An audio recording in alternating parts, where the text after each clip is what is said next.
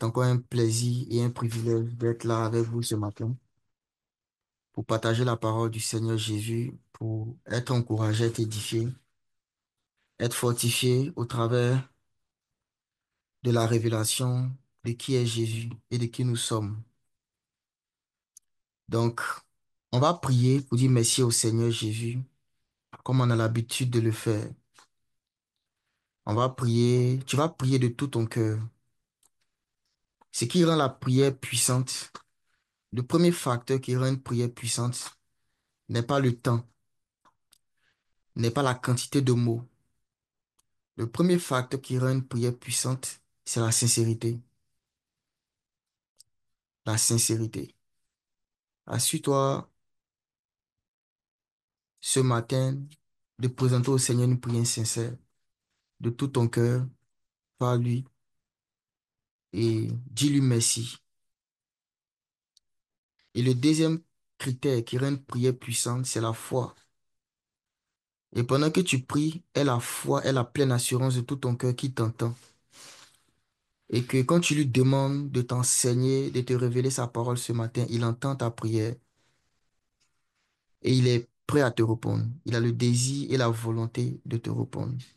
Prions le Seigneur. Papa, ce matin, nous te rendons encore honneur et louange et gloire. Merci pour ce matin. Il n'y a personne comme toi. Il n'y a personne qui est excellent comme toi.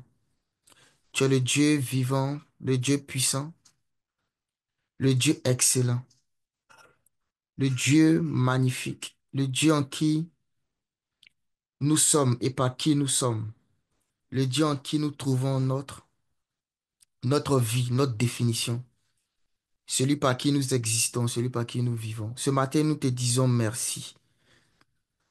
Merci, Seigneur Jésus, pour tes grandes bontés et tes grandes compassions. Merci, Seigneur Jésus-Christ, pour ta fidélité. Merci, Seigneur Jésus, pour toutes les grâces que tu nous fais vivre tous les matins. Merci pour ton sang que tu as donné à la croix, afin qu'au travers de ta mort, ton ensevelissement et ta résurrection, nous ayons accès à la vie de Dieu. Nous sommes nés de Dieu parce que tu nous as sauvés. Et ce matin, nous voulons prendre le temps d'apprécier ta présence au milieu de nous. Tu es déjà là parce que tu l'as promis. Tu as dit quand deux ou trois sont rassemblés en ton nom, tu es déjà là au milieu d'eux. Tu prends plaisir en notre compagnie. Tu aimes être avec nous lorsque nous sommes rassemblés autour de toi. Et nous savons que tu es là, nous voulons saluer ta présence. Nous voulons saluer ta sainte présence. Esprit de Jésus, prends la place ce matin. Parle-nous, instruis-nous, consacre-nous, conduis-nous, guide-nous, encourage-nous, corrige-nous, réprimande-nous au travers de ta parole. Et que ce matin, nous sortons de cette atmosphère-là, cette réunion en ligne, non pas avec de nouvelles informations sur toi, mais avec une nouvelle connaissance de toi. Car nous ne voulons pas que ces choses que nous allons entendre ne restent qu'au niveau informationnel, au niveau de l'âme. Que ces révélations aillent au plus profond de notre être, jusqu'à pénétrer notre esprit, à remplir notre cœur, et que ces choses que nous allons entendre aujourd'hui soient dans notre cœur, afin que nous puissions vivre par elles. Merci pour ta parole qui est cette source intarissable d'eau vive, de laquelle nous venons, à laquelle nous avons été abreuvés et à laquelle nous venons encore nous abreuver. Merci encore, Seigneur, pour ta présence avec nous ce matin. Au nom de Jésus. Amen. Amen. Amen. Gloire à Jésus. Donc, depuis le lundi, nous avons commencé cette série d'enseignements sur grandir en sagesse par la prière, le jeûne et la révélation de la parole avec le Père Jacques qui a pris le temps de donner encore des profondes définitions de ce qu'on appelle le jeûne. Le jeûne. Et aujourd'hui, je vais m'atteler à essayer d'avancer un peu sur ce qu'il a déjà commencé. Il a posé les fondements et moi, je vais venir ajouter un peu dessus.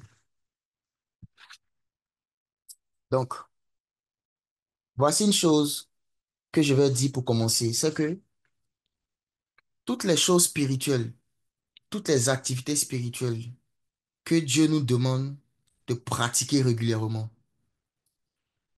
qu'on peut retrouver dans Matthieu chapitre 6. Si vous lisez Matthieu chapitre 6, le Seigneur Jésus-Christ a dit à ses disciples et à la foule qui l'écoutait, gardez-vous de pratiquer votre justice devant les hommes, afin d'être vus par eux. Car ceux qui pratiquent de telles choses ont déjà leur récompense. Je paraphrase ici la dernière partie. Et lorsqu'il parlait de pratiquer la justice, il a cité principalement trois choses. Il a commencé d'abord par les aumônes. Il a dit, lorsque tu fais ton aumône, que ta main gauche ne sache pas ce que ta main droite fait.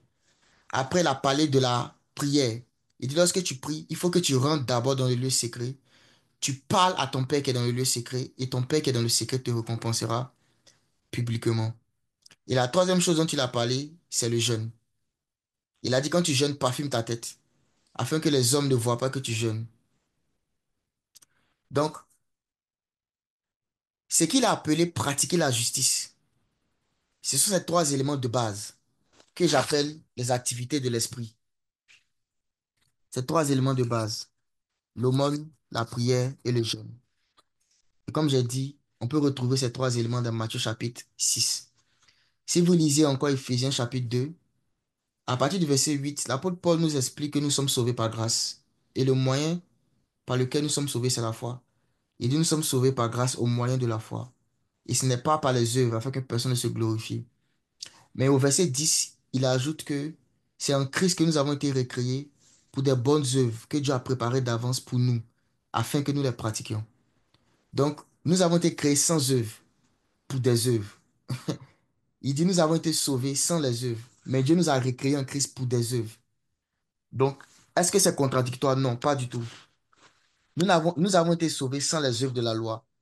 Nous avons été sauvés sans avoir à pratiquer les œuvres de justice qui demandaient le salut, qui est le fait de pratiquer tous les commandements de Dieu sans jamais faillir. Donc, nous ne sommes pas sauvés par les œuvres de la loi, parce que Christ a déjà accompli la loi pour nous. Pas parce que la loi n'est pas importante, pas parce que la loi, Dieu l'a rejetée, non. C'est parce que quelqu'un d'autre a déjà fait le travail pour nous. C'est comme quelqu'un qui va travailler et il prend son salaire, il te le donne entièrement.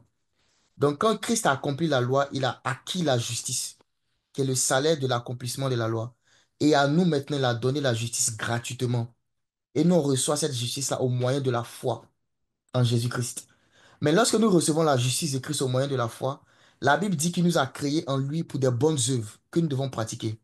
Et les œuvres que nous devons pratiquer après être justifiés, ce sont les œuvres de la foi, qui sont différentes des œuvres de la loi. Donc, on n'est pas sauvé par les œuvres de la foi, mais on démontre le salut par les œuvres de la foi.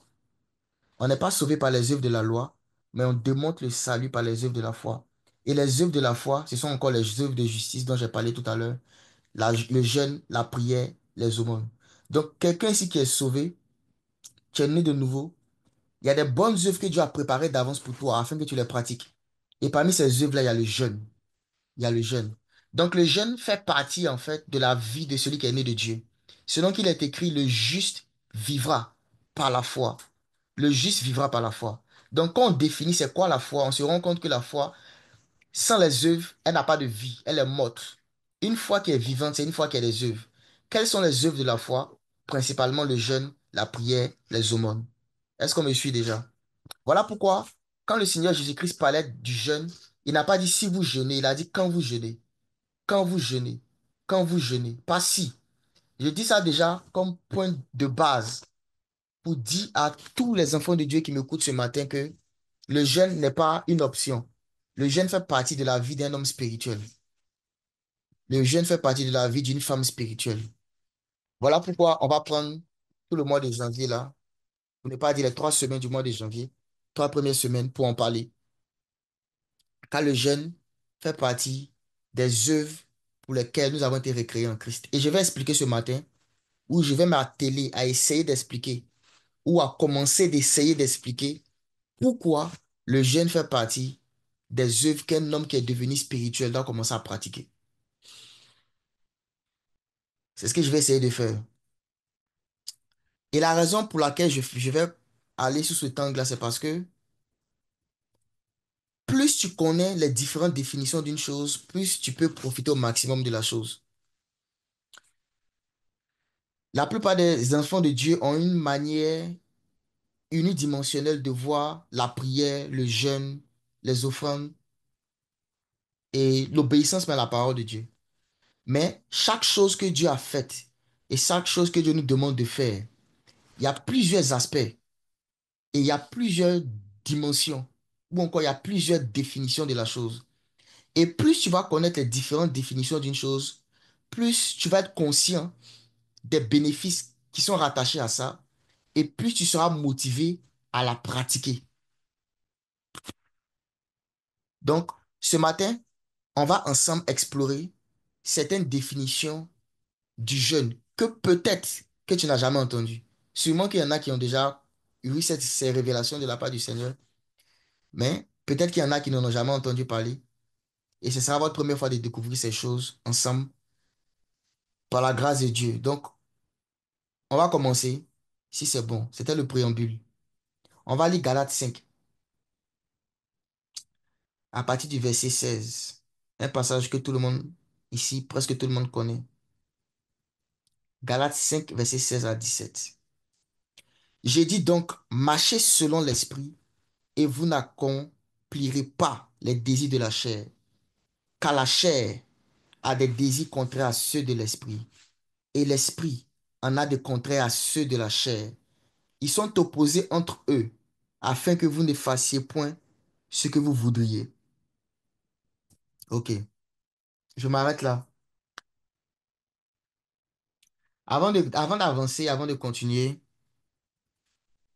j'aimerais dire que le jeûne, en tant qu'activité spirituelle, n'est pas seulement une activité qui concerne les enfants de Dieu.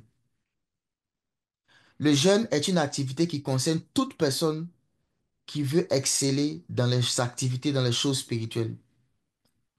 Ce n'est pas seulement ceux qui sont nés de nouveau qui peuvent jeûner ou qui jeûnent, mais même les mystiques, les magiciens, les sorciers jeûnent. Et avec ce que je vais expliquer ce matin, vous allez comprendre pourquoi ils le font. Même les mystiques prient. Même les mystiques font des offrandes aussi.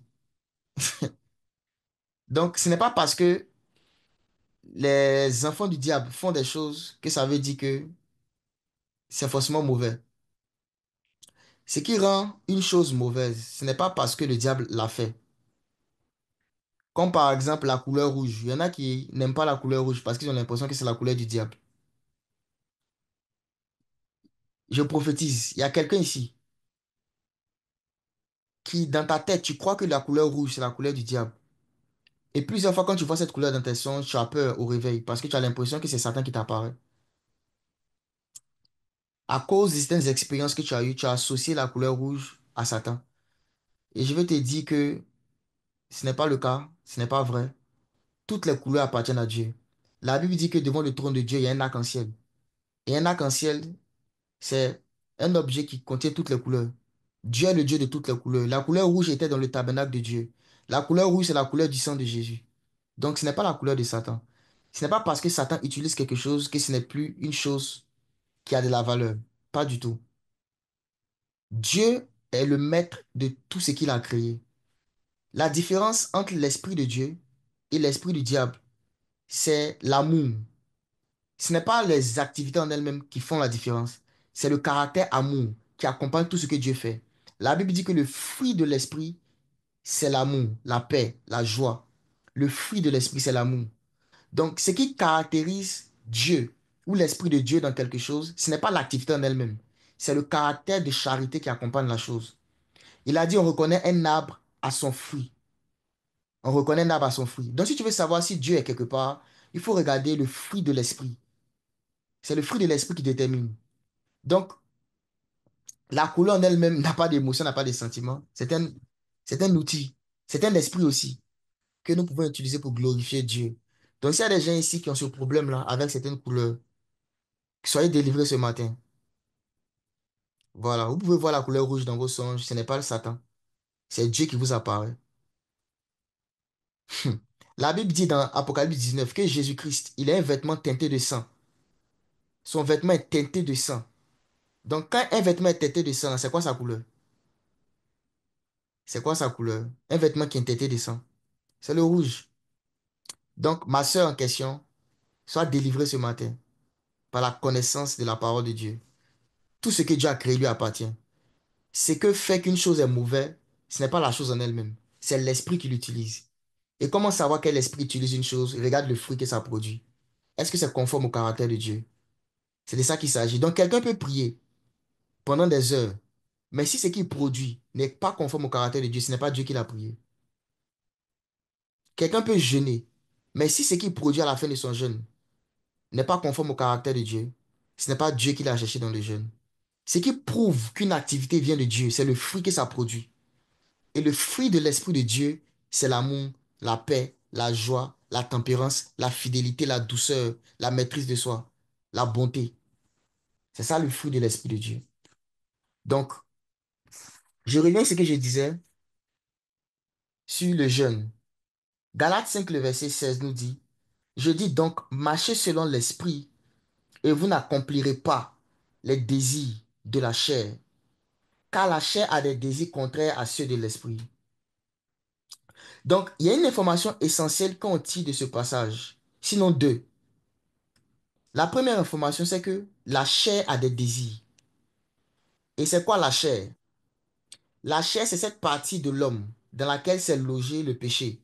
Lorsque le péché est rentré dans l'homme, le péché s'est logé quelque part. Et ce lieu dans l'homme où le péché s'est logé, on appelle ça la chair. Et quand on est né de nouveau, la justice de Dieu se loge quelque part dans notre esprit. Et notre esprit qui est né de Dieu ne peut pas pécher. C'est pourquoi il est écrit que celui qui est né de Dieu ne pêche point. L'esprit qui est né de Dieu a la même nature que Dieu, aime les mêmes choses que Dieu. Mais la chair est ce lieu-là où le péché a été déposé, a été enfermé. Je vais lire un passage pour prouver ça. C'est dans Romains chapitre 8. Avant que je continue. Romains chapitre 8, le verset 3. La Bible dit, car chose impossible à la loi parce que la chair la rendait sans force. Dieu a condamné le péché dans la chair en envoyant à cause du péché son propre fils dans une chair semblable à celle du péché. Donc Dieu a condamné le péché dans la chair. C'est pourquoi Dieu devait envoyer Jésus-Christ dans la chair pour faire mourir en fait les œuvres de la chair en nous. Dieu a condamné le péché dans la chair. Donc quand Christ est mort, la chair a été crucifiée avec Christ. Mais la chair continue de s'exprimer. La chair a été crucifiée, ça veut dire qu'elle n'a plus de pouvoir, elle n'a plus d'autorité, elle n'a plus de puissance. Mais elle peut continuer à influencer par certains désirs. Mais la raison pour laquelle la chair ne peut pas nous dominer, c'est parce que Christ a crucifié la chair. Donc, tant que nous, on ne suit pas les désirs de la chair ne peut pas nous imposer ses désirs. Ceux qui sont dans le monde, quand les désirs de la chair les prennent, ils n'ont pas l'esprit de Dieu pour dominer contre les désirs de la chair. Donc, ils sont esclaves du péché. Un esclave, c'est quelqu'un qui est sous le joug d'un maître et qui n'a pas de volonté propre. Donc, l'esclave ne peut pas faire ce qu'il veut. L'esclave, son maître lui impose ce qu'il veut. Et celui qui n'est pas né de Dieu, il est esclave du péché dans le sens où tout ce que sa chair veut, tous les désirs de sa chair lui sont imposés parce que sa chair n'est pas crucifiée. Mais ceux qui sont à Christ ont crucifié la chair. Ce qui veut dire qu'à partir du moment où tu es en Jésus, il n'y a aucun désir de la chair qui peut te dominer. Si tu te retrouves à pécher, c'est que tu l'as voulu. C'est que tu as fait un choix délibéré. Parce que tu n'es plus sous le joug et sous l'esclavage du péché. Quelqu'un ne peut pas être né de nouveau et dire je vais arrêter tel péché, je n'y arrive pas. C'est pas possible. Tout ce que tu veux arrêter, tu le peux. Pourquoi? Parce que tu as crucifié la chair. Tous ceux qui sont nés de Dieu ont crucifié la chair. Donc oui, la chair peut avoir des désirs, mais ce ne sont pas des désirs qui peuvent te dominer. Donc si tu te retrouves toujours à même pratiquer le même péché et à dire que tu ne peux pas t'en sortir, c'est parce que tu n'as pas encore pris de décision. Ton problème n'est pas le manque de force. Ton problème est le manque de résolution. Tu n'as pas encore pris de décision claire. Quand tu vas prendre une décision claire de suivre l'esprit, et de ne plus te soumettre à la chair, tu vas te rendre compte que la chair n'est pas si forte que ça. En réalité, elle est très faible. Elle était vaincue à la croix, elle était détruite. Elle était crucifiée par Jésus-Christ. Et parce qu'elle était crucifiée par Jésus-Christ, tu peux prendre la décision, par la foi, de croire que Jésus-Christ a crucifié la chair et de ne plus te laisser dominer par la chair. Mais celui qui n'est pas né de Dieu n'a pas ce pouvoir. Il n'a pas ce pouvoir. Mais, même après être né de Dieu, malgré que la chair est crucifiée, elle a des désirs. Et la Bible nous dit que la chair a des désirs. Mais aussi, l'esprit que nous avons reçu a des désirs. C'est la deuxième information qu'on tire de ce passage. Beaucoup d'enfants de Dieu ne sont pas conscients que leur esprit a des désirs. Quand ils pensent à une chose qui est bonne, ils vont se dire, mais peut-être que c'est moi-même. Mais toi-même, tu es l'esprit. Et si tu es l'esprit, et que toi, l'esprit, tu es né de Dieu, et que l'esprit de Dieu habite en toi, l'esprit, les choses que tu vas désirer, les choses auxquelles tu vas aspirer, seront en conformité avec la volonté de Dieu. Voilà pourquoi plus quelqu'un grandit dans la communion avec Dieu, moins il va demander des choses à Dieu sur des choix qu'il va faire. Il saura instinctivement quoi faire. Pourquoi? Parce qu'il fonctionne à la même fréquence que Dieu. Il fréquence la même, il fonctionne à la même fréquence que Dieu. Et les désirs qui vont commencer à t'animer, ce seront les désirs de Dieu directement. Ce qui fait que quand tu vas vouloir faire quelque chose, quand tu vas sentir que tu veux faire quelque chose, ce sera ce que Dieu veut que tu vas sentir. C'est ça les désirs de l'esprit. La chair n'est pas le corps physique. La chair, c'est une entité spirituelle. Ce n'est pas le corps physique. Le corps physique n'est pas le péché. C'est pourquoi Jésus-Christ prend plaisir à guérir le corps physique. Parce que le corps physique n'est pas le péché. La chair est une entité qui s'est... En fait, la chair, c'est le vieil homme. C'est l'homme déchu. Une entité qui était crucifiée. C'est le vieil homme, c'est l'ancien Adam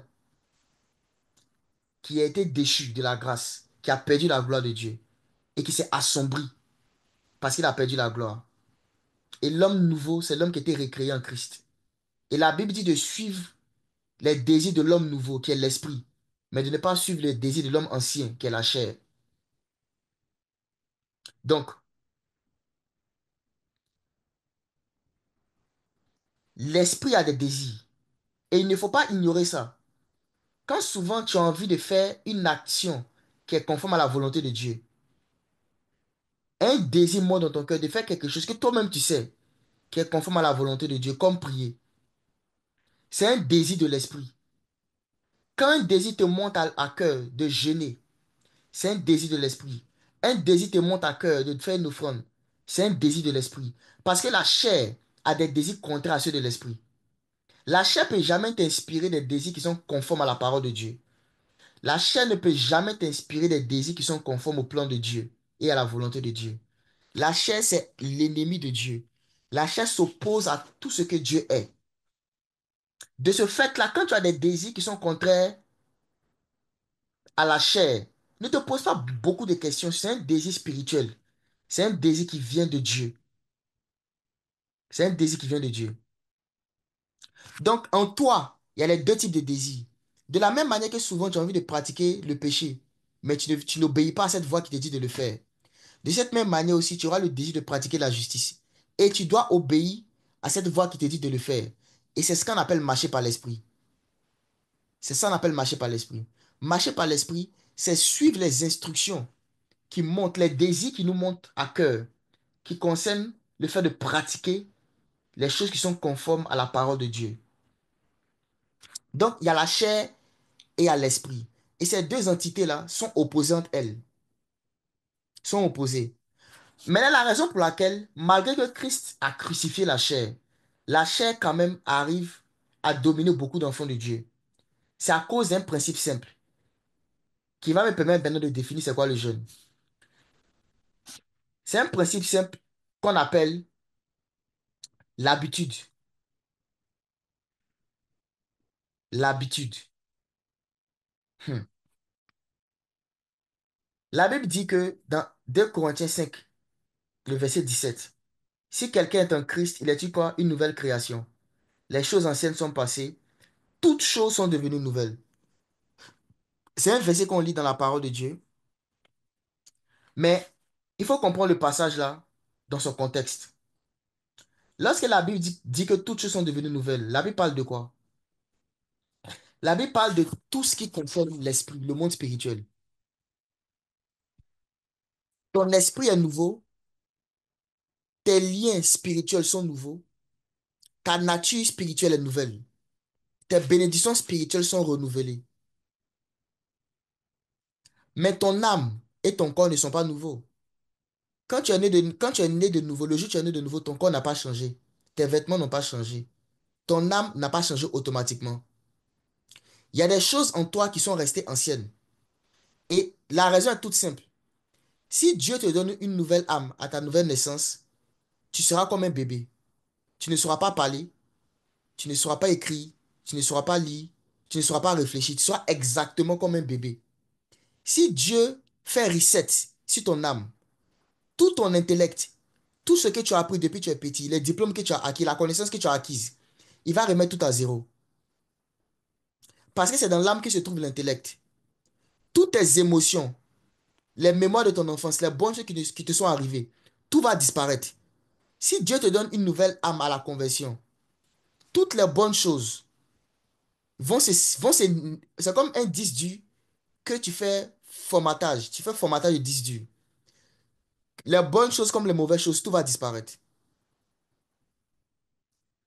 C'est-à-dire, tout ce que tu sais faire va partir. Tu ne sauras même plus lire. Tu seras exactement comme un bébé nouveau-né qui ne sait pas où il est, qui ne connaît rien du monde. Parce que toutes tes informations intellectuelles sont dans ton âme. Donc, Dieu ne peut pas te donner une nouvelle âme à la conversion. Sinon, il fait de toi quelqu'un qui sera un assisté. Sinon, il détruit ta vie en fait. Il détruit tout ce que tu as bâti, tu as pris des années à bâtir. Si Dieu te donne une nouvelle âme à la conversion. Donc, qu'est-ce que Dieu fait? Il laisse ton âme actuelle, mais il veut la transformer au travers de la parole de Dieu. Donc, Dieu régénère ton esprit et maintenant il te donne l'enseignement de la parole pour parfaire ton âme. C'est-à-dire maintenant, enlever, restaurer ton âme. Enlever les choses qui ne doivent pas être là, en gardant les bonnes choses, comme tes capacités intellectuelles, ta connaissance, ton métier, toutes les choses que tu as apprises depuis que tu es petit. Dieu veut que ces choses soient là, mais il veut que les mauvaises choses partent. Et là, maintenant, cela se fait par la parole de Dieu. La parole de Dieu, plus la parole de Dieu rentre à l'intérieur de toi, tu acceptes la parole de Dieu, ton caractère se transforme, ton âme est restaurée, ton caractère se transforme. Donc la raison pour laquelle Dieu ne va pas te donner une nouvelle âme, c'est parce que s'il le fait, il va détruire ta vie. De la même manière aussi, Dieu ne te donne pas un nouveau corps immédiatement. Parce que le corps que tu as actuellement, c'est avec ce corps-là que tu pourras approcher les païens. C'est avec ce corps-là que tu pourras prêcher l'évangile. S'il te donne immédiatement un corps qui est glorieux, un corps qui est glorifié, les païens ne pourront pas t'approcher. Le corps glorifié contient trop de sainteté. Les païens, tes amis, tes parents, ton mari, même si tu es marié, il ne pourra plus te toucher. Il ne pourra plus te toucher. Donc, si Dieu te donne un nouveau corps à ta nouvelle naissance, ta vie est fichue. Donc, Dieu, par amour, il change automatiquement l'esprit. Le corps, l'âme d'abord, l'âme est transformée quotidiennement au travers de la parole de Dieu et le corps va être restauré à la résurrection. Lorsque Jésus va venir, il va nous donner des nouveaux corps. Donc, c'est la raison pour laquelle certains aspects du salut ne sont pas totalement manifestés dans notre âme et dans notre corps. Parce que si Dieu les manifeste maintenant, ça va créer beaucoup de problèmes. Est-ce qu'on me suit? OK. Donc, l'intellect se trouvant dans l'âme, Dieu ne peut pas raser l'âme en même temps. Non, pas du tout. Et cela fait écho à la parabole qu'il a donnée sur le blé livré. Il y avait le blé livré dans le champ. Et les anges voulaient l'enlever. Il leur a dit, si vous enlevez le blé, si vous voulez enlever l'ivraie, vous allez aussi enlever le blé avec lui. Donc laissez-les pousser ensemble. Sinon, vous allez tout détruire. Vous allez enlever, vous allez détruire même le blé. Si vous voulez enlever, laissez. Donc de cette même manière, notre Dieu ne permet pas que notre âme devienne complètement nouvelle à la nouvelle naissance. Sinon, on va tout oublier. Même l'évangile, même quand on entend, on va oublier. La partie intellectuelle de l'évangile, on va oublier. Donc, maintenant, pourquoi maintenant le jeûne? Le jeûne C'est première définition du jeûne que je vais donner. C'est l'un des éléments que Dieu a mis en place pour accélérer la restauration de l'âme. Première définition du jeûne que je donne. C'est l'un des éléments que Dieu a donné pour accélérer la restauration de l'âme. Comme j'ai dit, quelqu'un qui naît de nouveau, son âme n'est pas nouvelle. L'âme est pareille. Mais Dieu ne veut pas que l'âme reste comme ça. Il veut que l'âme garde les bonnes choses et rejette les mauvaises choses. Et l'un des moyens qui permet de faire ce processus-là rapidement, c'est le jeûne. C'est le jeûne. Le jeûne permet l'accélération. Pourquoi? Parce que le jeûne consiste à priver la chair de ce qu'elle aime et à donner à l'esprit ce qu'il aime. Jeûner, ce n'est pas seulement se priver de nourriture. En réalité même, le jeûne spirituel, la définition du jeûne spirituel, ce n'est pas d'abord se priver de nourriture. Se priver de nourriture est une manière de jeûner, est une forme de jeûne. La définition générale du jeûne, c'est priver la chair de ce qu'elle aime, en vue de donner à l'esprit ce qu'il aime. Et quand tu donnes à l'esprit ce qu'il aime, l'esprit maintenant commence à prendre le dessus sur l'âme. Et quand l'esprit prend le dessus sur l'âme, l'esprit transfère sa nature à l'âme. Et c'est quand c'est là que l'âme est restaurée. Parce que l'âme peut être conduite soit par l'esprit, soit par la chair. Tes émotions, ton intellect, ta volonté peuvent être conduits soit par ta chair, soit par ton esprit. Et celui que tu vas nourrir le plus, l'entité que tu vas nourrir le plus, c'est l'entité qui va prendre le dessus. Donc quand tu prives la chair de ce qu'elle aime et tu donnes à l'esprit ce qu'il aime, tu es en train de donner le pouvoir à l'esprit sur l'âme. Et parce que le pouvoir est donné à l'esprit sur l'âme, l'esprit maintenant a la capacité d'imposer à l'âme ce qu'il aime, ce qu'il veut. Donc les désirs de l'esprit seront maintenant les désirs qui vont remplir ton âme. La volonté de l'esprit sera maintenant la volonté qui va remplir ton âme. Les choix de l'esprit seront maintenant les choix qui vont remplir ton âme. Tu vas te retrouver à aimer les choses de l'esprit, à prendre plaisir aux choses de l'esprit. Tu vas te retrouver à ce que ton âme ait les émotions de l'esprit, la joie de l'esprit. Pourquoi? Parce que l'âme a été soumise à l'esprit. Et l'un des moyens efficaces pour obtenir ce résultat, c'est le jeûne. Donc le jeûne, ce n'est pas un moyen que tu as de forcer Dieu à faire une chose que tu veux. Parce que beaucoup de gens qui m'écoutent ce matin pensent que quand j'ai besoin de quelque chose et je veux que Dieu m'écoute vraiment, ou je veux forcer Dieu à faire quelque chose, je dois jeûner. Oui, il y a un aspect du jeûne qui couvre cette dimension, mais ça encore, c'est une dimension inférieure.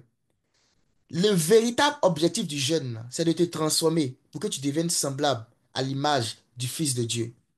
C'est pour que dans ton caractère au quotidien, tu te comportes comme Jésus.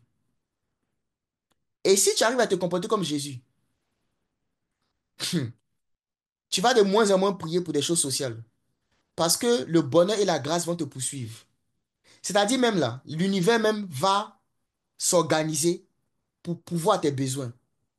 L'argent même va venir derrière toi. Les choses que tu vas désirer dans ton cœur sans prière vont venir derrière toi. Parce que les choses là suivent Jésus. David a dit, il restaure mon âme.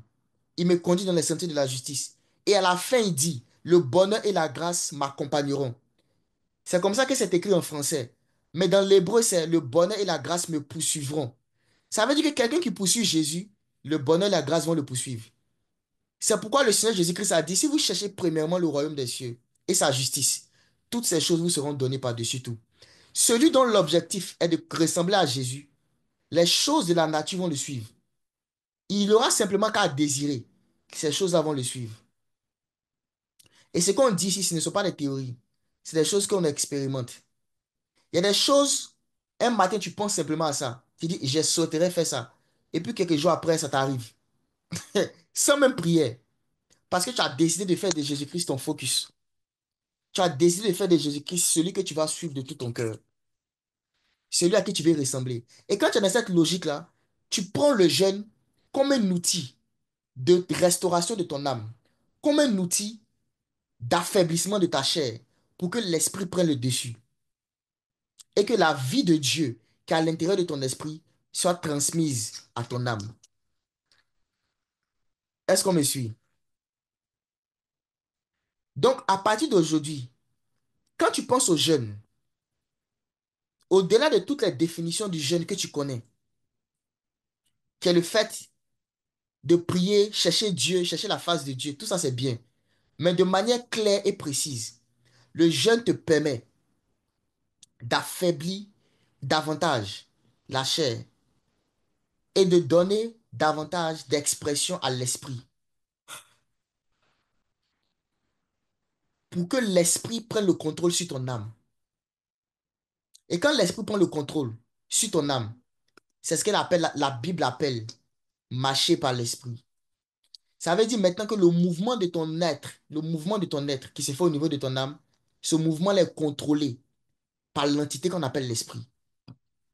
Marcher par l'esprit, c'est laisser l'esprit gouverner l'âme, influencer tes décisions, tes émotions, tes désirs, ta volonté, ton intellect, tes pensées. Laisser l'esprit envahir ton être, car l'esprit est parfait. L'esprit est créé, recréé à l'image de Dieu. Donc quand tu jeûnes, c'est un moyen de restaurer ton âme. Ceux qui ont le cœur blessé, ceux qui ont des blessures intérieures, toutes ces personnes qui m'écoutaient, qui avaient des choses dans vos cœurs que vous avez du mal à laisser passer, Dieu vous a donné le jeûne comme un moyen de vous débarrasser de ces choses. Si vous comprenez c'est quoi le jeûne, parce que la rancœur est une œuvre de la chair, la haine est une œuvre de la chair. Et quand tu jeûnes, tu prives la chair de ce qui la rend forte. Tu prives la chair de sa force. Tu prives la chair de sa force. Pourquoi? Parce que le jeûne, c'est enlever à la chair ce qui fait sa force. Envie de donner à l'esprit ce qui fait sa force. Donc, l'une des manifestations du jeûne, c'est de ne pas manger physiquement. Parce que la chair aime la nourriture physique. Mais la nourriture physique n'est pas la chose que la chair aime le plus. La chose que la chair aime le plus, c'est le péché. C'est la méchanceté. C'est la calomnie. Ce sont les choses que la chair aime le plus. C'est pourquoi, depuis le lundi, dans Ésaïe 58, on va voir avec le frère Jacques, Dieu a dit, le jeûne auquel je prends plaisir, c'est quand tu détournes les chaînes de la méchanceté. Ça veut dire que Dieu considère qu'il y a plusieurs sortes de jeûnes. Il y a plusieurs formes de jeûne. Donc, si tu te prives de nourriture, mais tu ne prives pas ta chair de ce qu'elle aime, tu n'es pas en train de jeûner.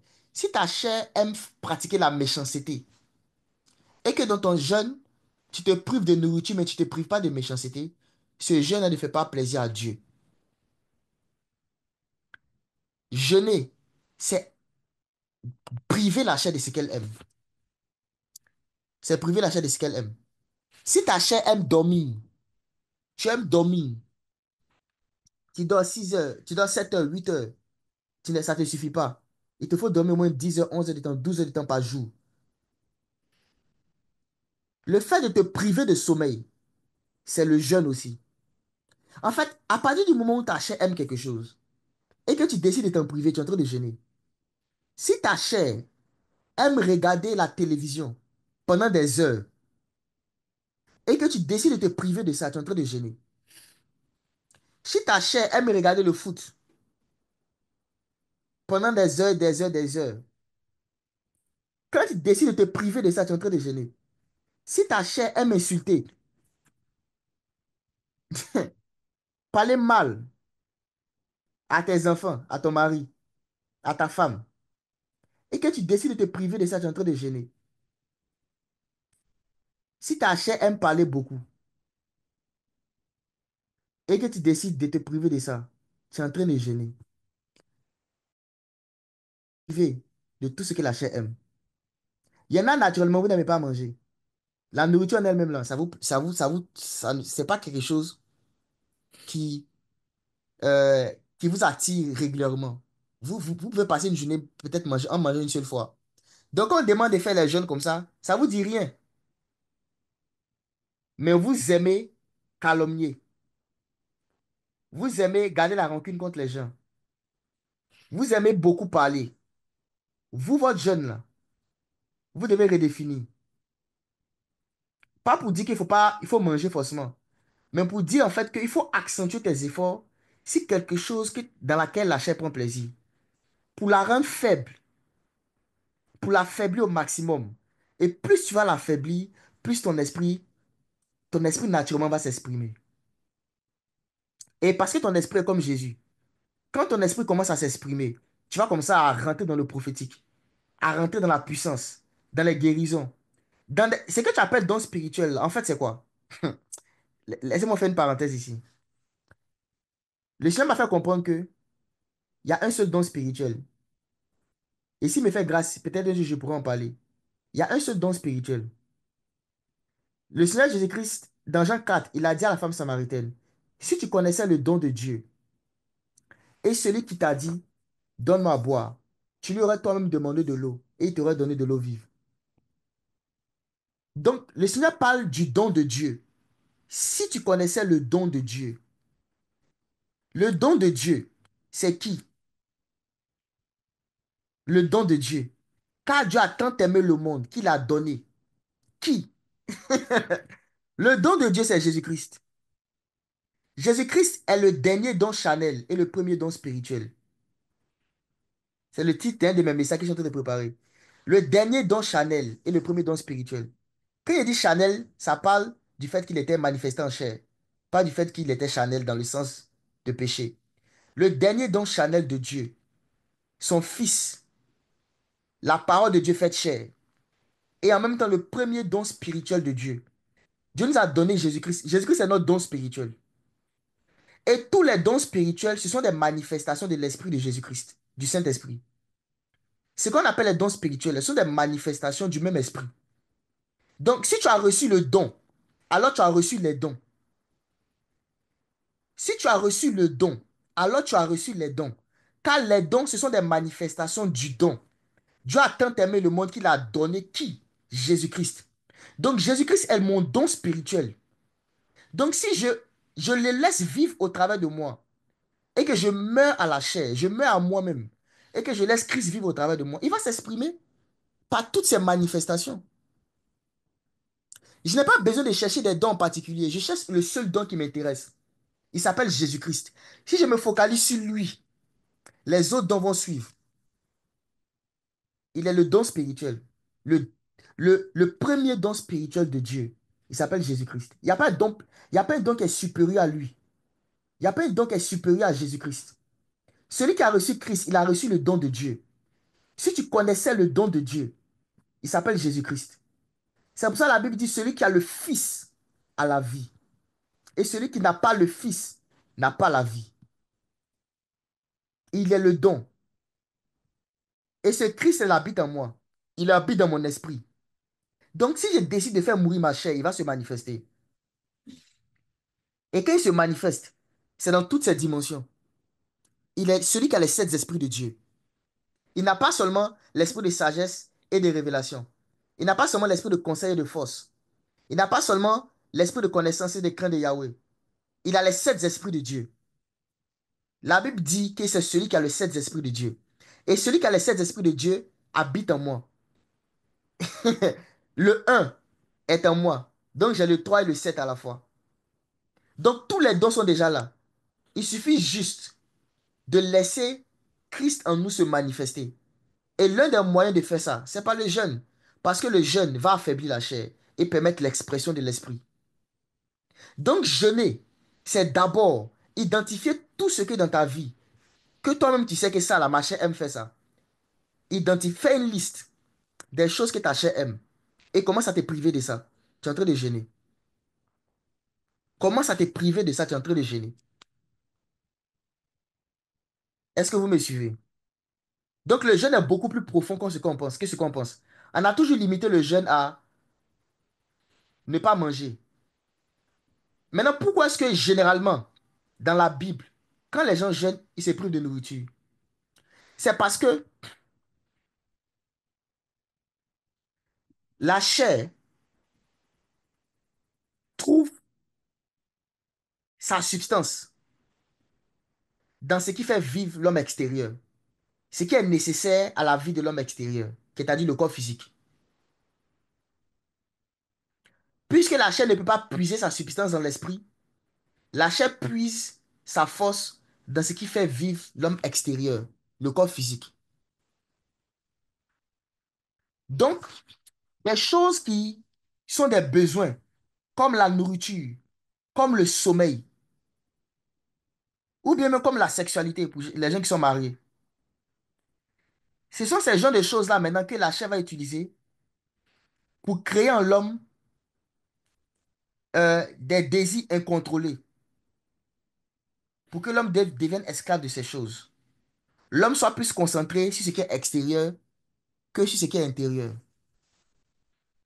Donc la chair utilise des besoins naturels de l'homme, comme le besoin de se nourrir physiquement, le besoin de dormir, les besoins naturels humains. La chair utilise ça maintenant pour se fortifier elle. C'est la raison pour laquelle Dieu, dans la Bible, demandait à des gens de jeûner et c'était principalement la nourriture dont ils se privaient. C'est parce que la chair utilise ces éléments naturels-là pour se fortifier. Mais ce ne sont pas les seuls éléments. La chair n'utilise pas que ces seuls éléments-là. Et on a des générations où les réseaux sociaux même sont beaucoup plus puissants même que la nourriture. Où le téléphone souvent devient beaucoup plus puissant que la nourriture. Tant que la chose est externe et elle vient du monde extérieur, la chair peut utiliser cette chose-là pour se fortifier. Parce que l'esprit n'utilise pas les informations extérieures. L'esprit utilise des informations intérieures. L'esprit utilise des informations qui viennent du Père, qui viennent de Dieu, pour se fortifier. Et tout ce qui contribue à la parole, tout ce qui est conforme à la parole de Dieu, que tu fais, renforce ton esprit. Et tout ce qui est contraire à la parole de Dieu que tu fais, renforce ta chair. Voilà pourquoi jeûner, c'est d'abord s'éloigner du péché. C'est ensuite s'éloigner de toutes les choses qui ne sont pas péchées, mais qui sont utilisées par la chair. Et enfin, c'est s'éloigner de la nourriture. Vous avez vu que j'ai mis la nourriture en troisième position. Jeûner, c'est d'abord s'éloigner du péché. Ensuite, s'éloigner des choses qui ne sont pas forcément des péchés, mais que la chair peut utiliser pour nous donner des, des mauvaises passions, des mauvais caractères, des mauvaises réactions. Et trois, s'éloigner de la nourriture. Et ou souvent du sommeil.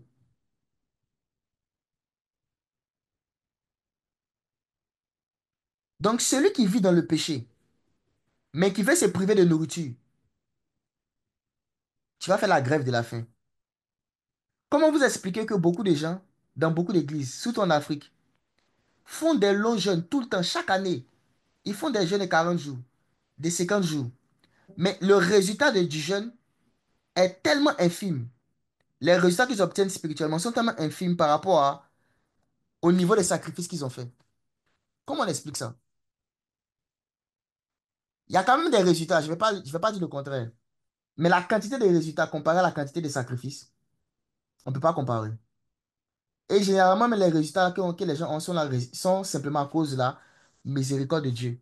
Si Dieu veut regarder même la qualité de leur jeûne, là, Dieu ne va pas les exaucer. Il ne va pas exaucer. C'est parce que beaucoup ne se privent pas de péché, ils ne se privent pas des passions, ils ne se livrent pas des penchants, ne se privent pas des penchants. Il dit, vous jeûnez pour vous livrer à vos penchants, à vos passions. Et maintenant, il veut se priver de nourriture. Il veut se priver de nourriture. C'est pas comme ça que ça marche. Il faut d'abord se priver du péché, se priver des penchants, et ensuite maintenant se priver de nourriture. Parce que le but du jeûne, c'est d'ôter à la chair ce qui fait sa force. Ce qui fait sa force. Si tu es dans le péché que tu veux jeûner, réponds-toi simplement. Prends la décision de ne pas pratiquer le péché. Demande pardon à Dieu. Le sang de Jésus va te pardonner, te laver, te purifier. Simplement, et puis tu te lances dans le jeûne. Le problème, c'est les gens qui demeurent dans le péché et en même temps dans le jeûne. Tu es dans le concubinage et c'est toi qui veux faire 40 jours de jeûne contre les sorciers. C'est toi qui as les copines, tu as deux, trois copines. C'est toi qui te lances dans 15 jours de jeûne pour ton examen. Il y a des jeunes là. Ça va te rendre même pire même que ce que tu étais. Ça, je vais en parler un autre jour. Un jeune qui est mal fait là, ça peut te faire devenir très méchant. Si tu ne prêtes pas attention. Un jeune qui est mal fait peut te faire devenir très méchant. Il faut jeûner d'abord pour crucifier la chair, enlever à la chair ce qui fait sa force. C'est ça le but du jeûne. Ton intention, c'est que je veux que ma chair devienne faible, pour que mon esprit s'exprime, pour que le Christ qui est en moi se manifeste. C'est ça. C'est ça le but du jeûne. Pourquoi vous pensez que la Bible dit que c'est lorsqu'on meurt à nous-mêmes que la puissance de Dieu se manifeste? Quand l'apôtre Paul dit que nous mourons chaque jour, sans cesse pour Christ, afin que la vie de Christ soit manifestée en nous. On meurt pour que la vie se manifeste. La mort, là, c'est quoi? C'est pas la mort physique, c'est pas la mort de l'esprit, c'est la mort de la chair. Lorsqu'on meurt à la chair, l'esprit se manifeste, la vie de Dieu va se manifester. Parce que l'opposition, c'est entre les deux. Il y a une opposition entre les deux, il y a une opposition, il y a une opposition, une opposition, une opposition entre les deux. Donc, à partir d'aujourd'hui, fais une liste. Prends ton téléphone ou bien une feuille. Écris les choses que tu sais que ça là, c'est la chair même qui fait ça. Parce que nous tous on sait, les choses qui viennent de la chair là, on connaît. Fais la liste. Et une fois que tu as fait la liste, commence maintenant à te discipliner. Il y en a ici, vous devez apprendre à moins parler, à parler de moins en moins. Vous parlez trop souvent, mais quand vous finissez de parler, le Seigneur vous dit, tu as trop parlé. C'est une œuvre de la chair. Il faut apprendre à dominer ta langue, à ne pas trop parler. Voilà. Tout ça là, c'est les jeunes. Ça fait partie du jeune aussi. Il y en a ici, vous aimez trop la télé. Je n'ai pas dit que regarder la télé, c'est faux, c'est un péché. Mais je dis vous aimez trop. Souvent, même vous regardez la télé, au bout de quelques minutes, vous sentez mal à l'aise. Mais vous dites, mais est-ce que c'est un péché? Est-ce que c'est un péché? Est-ce que c'est un péché? Et vous continuez. Le Seigneur veut que vous commencez à jeûner ça. Il y en a ici, c'est Facebook, TikTok. Vous vous dites, non, je vais me connecter pour m'édifier un peu. Vous restez dessus. 1 heure, 2 heures, 3 heures, 4 heures. Sans vraiment apprendre des choses concrètes pour votre esprit. Vous devez apprendre. Il y en a ici, c'est dormir. Dormir. Il faut discipliner la chair. Il faut se discipliner soi-même. Quand Paul dit, je traite durement mon corps et je le maintiens assujetti, je le maintiens assujetti, afin de ne pas être disqualifié, moi-même après avoir prêché aux autres. Il faut maintenir. Il faut définir des règles. Il faut te dire, il faut te définir toi-même comme l'esprit. Considère toi-même que tu es un esprit et que ta chair veut prendre le contrôle de ton âme. Et que toi, l'esprit, à partir d'aujourd'hui, commences à prendre le contrôle de ton âme. Et quand tu commences à faire ça et que l'esprit prend le contrôle, quand tu parles, c'est l'esprit qui parle. Quand tu touches, c'est l'esprit qui touche. Quand tu déclares, c'est l'esprit qui déclare. Et quand c'est l'esprit qui déclare, quand c'est l'esprit qui parle, les résultats sont beaucoup plus pertinents. Les résultats sont pertinents. Tu vas voir les résultats beaucoup plus concrets. C'est ça le jeûne. Donc ne vous privez pas que de nourriture. Ceux qui sont dans ce temps de jeûne, là, ne vous privez pas que de nourriture. privez-vous de tout ce que votre chair aime. Et la dernière chose que je vais dire maintenant, c'est quoi? Ne cherchez pas à faire ces choses-là dont j'ai parlé sans le Saint-Esprit. Le Seigneur a dit que le Saint-Esprit est notre aide. Il dit, je prierai le Père et vous donnerai un autre consolateur, un paraclétos. Un paraclétos, c'est une aide. C'est quelqu'un qui te prend pour faire la procédure avec toi. C'est un peu comme quelqu'un qui va au tribunal. Et quand tu arrives au tribunal, tu ne sais pas comment te défendre, tu ne sais pas où aller, à qui parler, quel document faire. On te donne un paraclétos. Un paraclétos vient, il te prend et il t'emmène dans toutes les procédures. C'est lui qui est ton aide. Et il te défend, il est ton avocat, en même temps, il est celui qui t'aide à faire les papiers, celui qui t'aide à prendre les bonnes décisions. Et c'est ce que le Saint-Esprit est pour nous. Donc, tout ce que Dieu nous demande de faire là, il faut se dire que je peux le faire par la puissance du Saint-Esprit. Mais si j'essaie de le faire de moi-même par mes propres efforts, sans le Saint-Esprit, je ne vais pas y arriver. Donc, c'est là maintenant que la communication du Saint-Esprit doit demeurer avec chacun. Il faut parler au Saint-Esprit régulièrement pour lui dire, Saint-Esprit, voici ce que je dois faire. Je sais que je dois faire ça, mais je ne peux pas le faire maintenant sans toi. Aide-moi. Je compte sur ta force, je compte sur ta capacité à m'aider à le faire. Tu es mon partenaire, tu es mon aide, tu es ma force. C'est cela la communication avec le Saint-Esprit. Parler avec le Saint-Esprit pour lui demander de l'aide. À chaque fois que tu dois pratiquer la parole de Dieu, ne cherche pas toi-même à te lever pour faire ça de tes propres efforts, pas ta propre volonté. C'est vrai, il faut décider, oui. Mais après avoir décidé maintenant, il faut utiliser toutes les armes que Dieu nous a données, toutes les ressources que Dieu nous a données. Et la plus grande ressource que Dieu nous a donnée, c'est son esprit, le Saint-Esprit. Et quand tu demandes l'aide du Saint-Esprit, il va t'aider à aller, à avancer, à respecter les engagements que tu vas prendre. Mais à chaque fois que tu seras en train de faire ça, rappelle-toi de la récompense. Je suis en train d'affaiblir ma chair pour que mon esprit se manifeste. J'affaiblis ma chair pour que mon esprit se manifeste. Pour que le don de Dieu qui est en moi, Jésus-Christ, le don de Dieu qui est en moi, se manifeste.